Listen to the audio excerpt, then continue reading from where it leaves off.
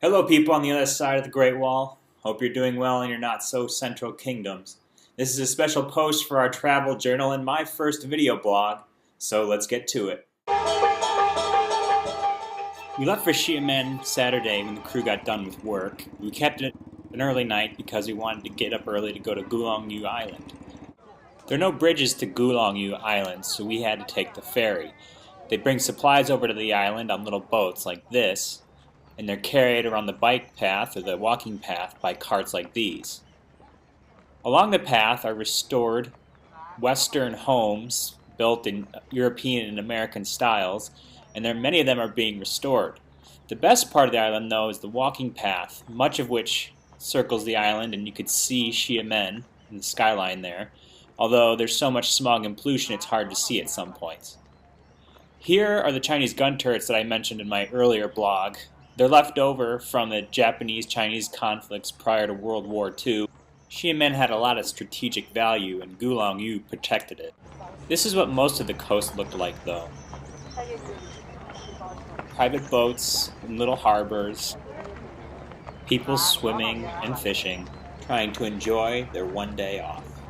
Not everybody was relaxing. Across the walkway from the harbor was this: wedding photos.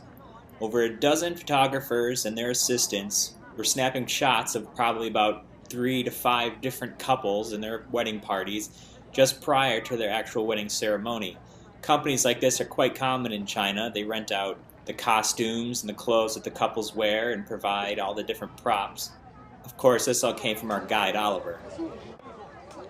Most people, when they come to Gulangyu, this is what they want to do. Just spend time with friends and family in a nice, leisurely manner.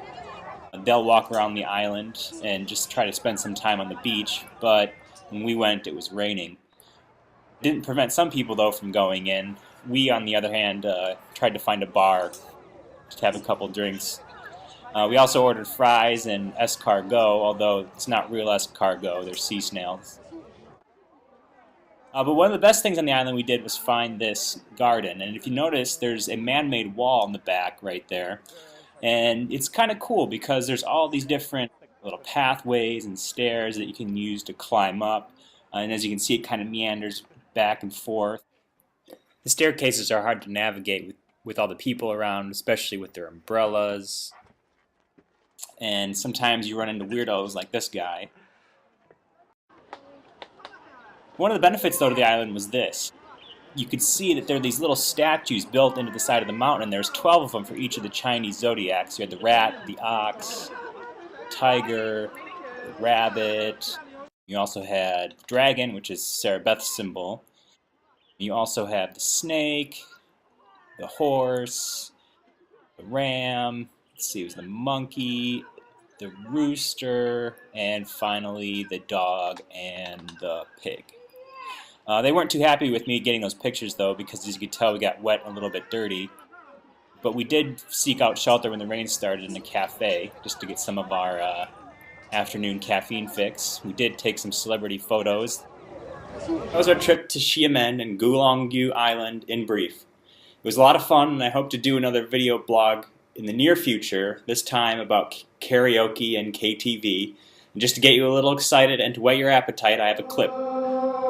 So until next time, 再见!